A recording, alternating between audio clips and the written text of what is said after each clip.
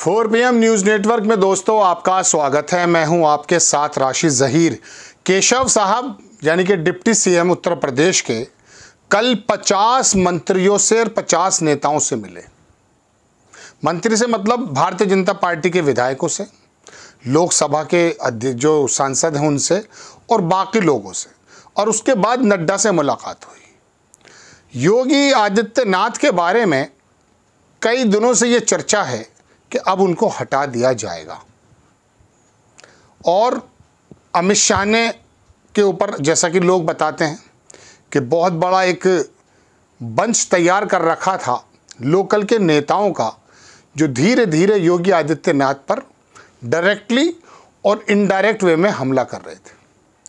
योगी आदित्यनाथ को हटाने की खबर कहाँ से चली है, कहाँ से शुरू हुई है, कोई नहीं बता सकता, लेकिन चर्चा वाकई जोर पकड़ रही है। कोई सबूत ना होने के बावजूद भी दोस्तों बात यह है कि लगातार ये बातें उड़ रही हैं कि योगी आदित्यनाथ को हटा दिया जाएगा, और योगी आदित्यनाथ को अगर इस बीच नहीं हटाया गया तो वो पीएम बन जाएंगे। ये भी बात याद रखिएगा।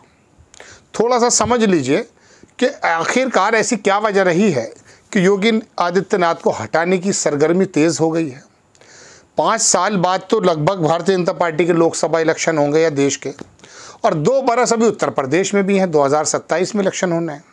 तो ऐसी क्या जल्दी आ गई है? जल्दी है, वजह यह है कि योगी आदित्यनाथ को 2021 में जब हटाने की बातें चली थी तब भी एक मामला यह आया था कि इनके बाद कौन, लेकिन अब ये लड़ाई लग तो आपको उत्तर प्रदेश की रही है, लेकिन ये दरअसल लड़ाई दिल्ली की है। देश के एक बहुत बड़े पत्रकार अंग्रेज़ी अखबारों में जिनके वक्तव्य छपते हैं, वो ये कह रहे थे एक जगह, कल मैं सुन रहा था, कि योगी आदित्यनाथ को अगर अब नहीं हटाया गया तो भविष्य में वो इतने बड़े नेता बन जाने वाले हैं कि मोदी जी का ये कार्यकाल पूरा होने के बाद या बीच में अगर वो हटते हैं तो योगी आदित्यनाथ के अलावा कोई दूसरा नाम नहीं होगा। उनको हटाना ही है, जब ही अमित शाह का रास्ता क्लियर होगा, वरना कोई भी ऐसी मतलब नहीं है। भाई लोकसभा के अंदर जो इलेक्शन के अंदर थोड़ा सा सीटें कम मिली हैं, उसकी अकेले की वजह योगी आदित्यनाथ नहीं है। ये बात अलग है कि BL संतोष के सामने जो 12 बातें रखी गई हैं उसमें 8 बातें ऐसी हैं जो उत्तर प्रदेश की सरकार को दायित्व मान रही हैं कि ये सीटें कम होने में इनकी भी गलती रही है। लेकिन योगी आदित्यनाथ का जो कद है वो खाली उत्तर प्रदेश में ना हो कि पूरे देश में इस प्रकार से बढ़ रहा है या बढ़ रहा था, जो शायद बताया ये जाता कि अमित शाह को एक्सेप्टेबल नहीं है। ऐसे समय में योगी आदित्यनाथ के सामने 4, 5, 6 नेता खुलकर कह चुके हैं।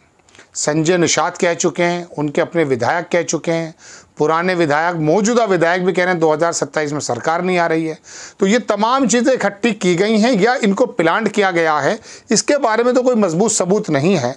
लेकिन योगी आदित्यनाथ जितनी तेज़ी से बढ़ रहे हैं, अगर ये 10 सीटें जो उपचुनाव हैं ये हार जाते हैं और उसके बाद 2-3 प्रदेशों के चुनाव हैं जो महाराष्ट्र के हैं, हरियाणा के हैं और झारखंड के हैं, जहां पर भी हार ज़्यादा संभव नज़र आ रही है, उसके बाद योगी आदित्यनाथ को हटाने की ताकत भारतीय जनता पार्टी के आला कमान यानी कि अमित शाह में भी नहीं रहेगी। तो ऐसे समय में योगी आदित्यनाथ का कद जो मोदी जी के बाद आता है उसको कम करने की बहुत ज़्यादा ज़रूरत महसूस करते हैं अमित शाह, और यही वजह है कि उत्तर प्रदेश में एक पूरा खेमा, मैंने पहले भी कहा था आपसे, पूरा खेमा अमित शाह के पास में है। अब केशव प्रसाद जो पहुँचे हैं वहाँ, केशव मौर्य जो पहुँचे हैं वहाँ, और वहाँ 50 नेता मिले हैं। संजय निषाद केशव मौर्य से मिलते ही कहते हैं कि बुलडोज़र ने सारा काम खराब कर दिया है, और केशव मौर्य जो हैं वो 50 नेताओं से मिलते हैं, नड्डा साहब से मुलाकात करते हैं। हालांकि देर रात खबर ये आई थी कि वो कहा गया कि आपस में थोड़े बयानबाजी से बचें, लेकिन जिस तरह से केशव प्रसाद मौर्य किसी मीटिंग में शामिल नहीं हो रहे, योगी आदित्यनाथ के साथ कॉपरेशन वाली स्थिति नहीं है। 36 का आंकड़ा तो आपको पहले से मालूम है, वो स्टूल मंत्री याद होगा शायद आपको। तो ऐसे समय में केशव प्रसाद को सामने रख करके अगर बाजी खेली जा रही है, ऐसा तो मैं नहीं मानता, क्योंकि केशव प्रसाद की भूमिका शायद मेरे ख्याल से कुछ और होने वाली है। हो सकता है वो राष्ट्रीय अध्यक्ष हो। एक प्रोग्राम में इस पर भी बनाने जा रहा हूँ, देखिएगा।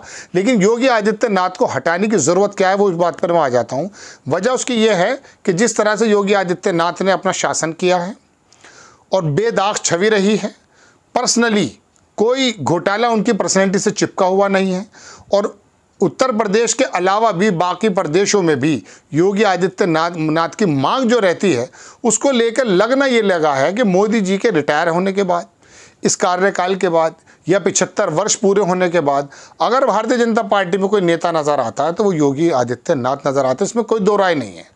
यहाँ पर हिंदुत्व को मानने वाले उत्तर प्रदेश में लोग हों या फिर महाराष्ट्र में हों या फिर मध्य प्रदेश में हों, वो लोग पसंद योगी आदित्यनाथ को करते हैं बनिस्बत अमित शाह के।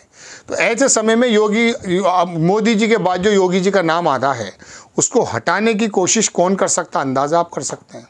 यही वजह है कि ये बेहतरीन दाव भी है कि साहब आपकी वजह से बहुत सारी सीटें हार गए उत्तर प्रदेश में, वो परफॉर्मेंस नहीं दे पाए आप जैसा कि देना चाहिए। महाराष्ट्र के अंदर सब लोगों ने हार की जिम्मेदारी ली, देवेंद्र फडणवीस ने ली, सभी लोग लेते हैं जब हार जाते हैं, लेकिन यहाँ पर उत्तर प्रदेश में योगी आदित्यनाथ को जिम्मेदारी लेने को तैयार नहीं। अलबत्ता वो कह चुके हैं कि ये ज़रूरत से ज़्यादा जो आत्मविश्वास है उसकी वजह से ये हार हुई है। हालांकि योगी आदित्यनाथ थोड़े से बैकफुट पर भी नज़र आ रहे हैं। आप देखें वो टीचर्स की जो सिग्नेचर वाला मामला था उसको भी पीछे ले लिया है, बुलडोज़र वाला मामला भी पीछे ले लिया, कई सारे मामलों से वो बैकफुट पर आए। इससे महसूस ये हो रहा है कि योगी आदित्यनाथ को भी महसूस हो गया है कि अब आला कमान की नज़र मेरे पर पड़ चुकी है। जब ये शिवराज चौहान को हटा चुके हैं, बड़े मजबूत 4 बार के समझ लीजिए आप चीफ मिनिस्टर हैं वो 4 बार के, उनको जब हटा दिया गया है तो योगी आदित्यनाथ में, हालांकि शिवराज में थोड़ा फ़र्क है, ये मैं बता रहा हूँ, उनको हटाना बहुत आसान नहीं है, मेरा शुरू से कहना है। लेकिन अगर अब नहीं तो योगी आदित्यनाथ पीएम पद के दावेदार बन गए हैं या बनने जा रहे हैं। ये बात जो है अमित शाह साहब के जहन के अंदर आ चुकी होगी, लोगों का ऐसा कहना है। लखनऊ की हर गली में चर्चा ये है कि योगी आदित्यनाथ हटने वाले हैं। मैं नहीं समझता वो घंटे 2 घंटे में हटने जा रहे हैं, लेकिन ये जो 10 सीटों का चुनाव है शायद इसके बाद आपको कन्फर्म रूप से नज़र आ जाए योगी आदित्यनाथ अपनी सीट्स को छोड़ चुके हैं। लेकिन सवाल एक और भी खड़ा होता है कि योगी आदित्यनाथ की जगह चीफ मिनिस्टर आप बनाएंगे किसको। बहुत से लोग कह रहे हैं कि अमित शाह पिछड़ों को साधने के लिए केशव प्रसाद मौर्य को आगे रखकर बात कर रहे हैं, लेकिन यह बात है भी चूँकि पिछड़ा भारतीय जनता पार्टी से थोड़ा छूट चुका है। लेकिन मुझे ऐसा लगता है, मैं अपनी पर्सनली बात बताऊं, बल्कि एक सत्य हिंदी पे पत्रकार हैं, वो आरएसएस से भी जुड़े रहे, काफ़ी कवर किया उन्होंने कहा कि केशव प्रसाद मौर्य 2017 से पहले भी अध्यक्ष थे और अपने समय में उन्होंने 2017 में बड़ी अच्छी जीत दिलाई थी। हो सकता है जिस तरह से वो संगठन की बातें कर रहे हैं, भविष्य का उसके अंदर भारतीय जनता पार्टी का अध्यक्ष भी नज़र आ रहा हो। चूँकि जब बीएल संतोष का या सुनील बंसल का या बाकी लोगों का नाम आ सकता है तो केशव प्रसाद मौर्य का क्यों नहीं आ सकता। और ऐसे समय में मैं दूसरी जो आपसे खबर कह रहा हूँ, आप देखिएगा ज़रूर, अगर वो भारतीय जनता पार्टी के अध्यक्ष बन जाते हैं तो फिर तो योगी आदित्यनाथ को सीधी रिपोर्ट करनी पड़ेगी अध्यक्ष जी को। तो बहरहाल, लेकिन योगी आदित्यनाथ पर अब मैं कह सकता हूं कि पद छोड़ने का तलवार बहुत ज़्यादा नज़दीक आ गई है। और शायद मोदी जी अगर इस बात के प्रण कर चुके हैं या अमित शाह इस बारे में पूरा गेम बिछा चुके हैं तो आरएसएस भी शायद मोदी जी की बात को टालेगा नहीं और योगी आदित्यनाथ का हटना अब लगभग तय नज़र आ रहा है। शायद इस चुनाव के बाद हो जाए या चुनाव से पहले हो जाए। आपको खबर कैसी लगी अपने राय ज़रूर दीजिएगा। चैनल को सब्सक्राइब कीजिएगा, शेयर कीजिएगा। नेक्स्ट टाइम में किसी खबर के साथ हाजिर होता हूँ। जय हिंद।